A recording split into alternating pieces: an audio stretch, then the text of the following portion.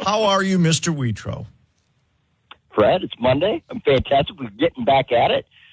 The only thing we need is the weather to come around. I'd be much happier. Man, if we could get a little sunshine. And it's a holiday of sorts.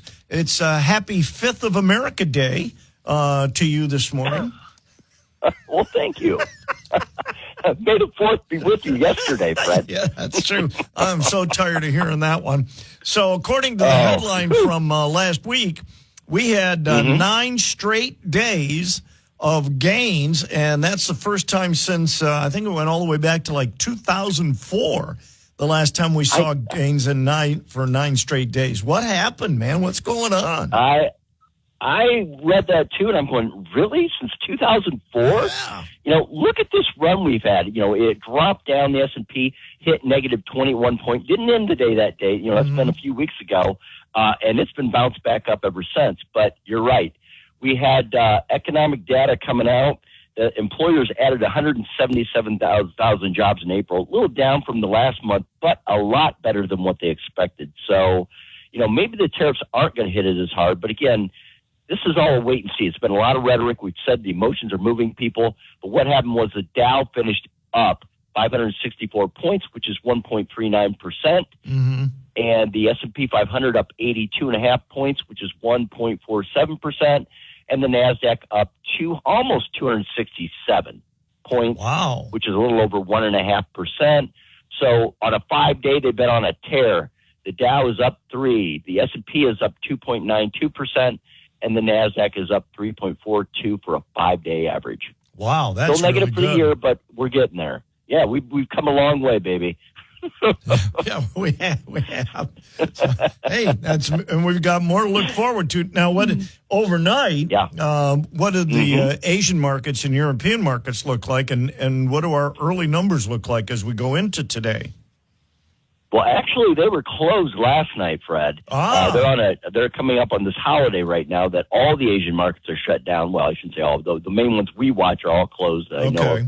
Our futures right now are pointing to the negative side, but again, they can start that way. It all depends where they end up and what information we get. Now, if we look at this week, we have the Fed meeting. It kind of got away from me. I looked at it and go, oh my goodness, the Fed's meeting this week.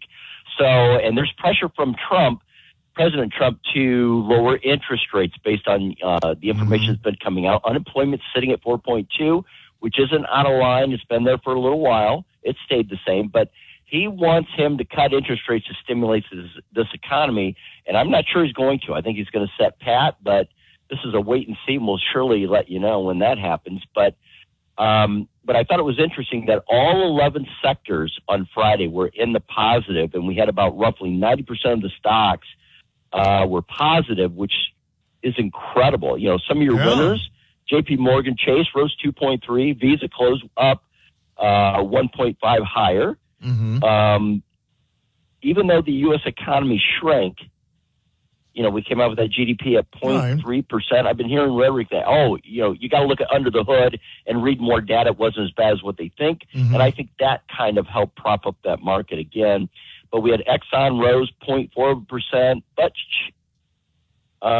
Chevron rose 1.6. So the one I keep thinking is going to be negative.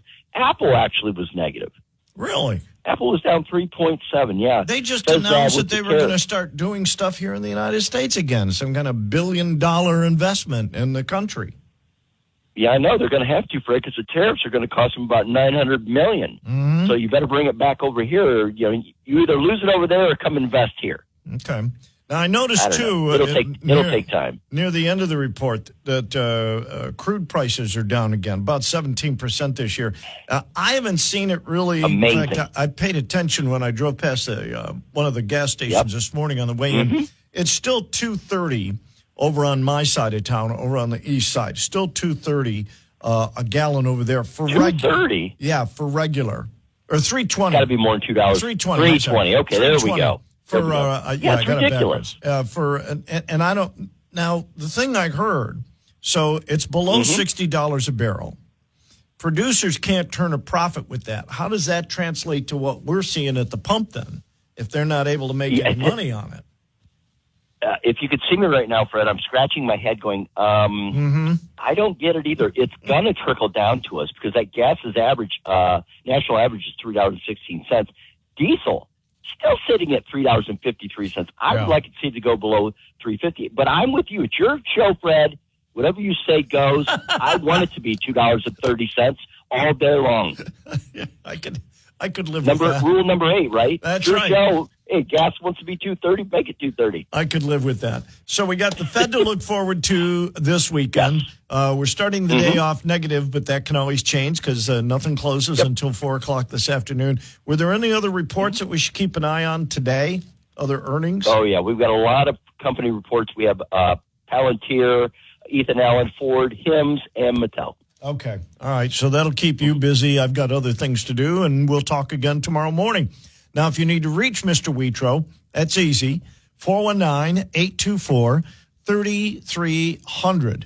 You can also hit him up with an email, timw@WhetroAdvisors.com. And on Facebook, and you can sign up for their weekly newsletter. It's absolutely free. Advisory services are offered through Capital Investment Advisory Services, LLC. And securities are offered through Capital Investment Group, a member of FINRA.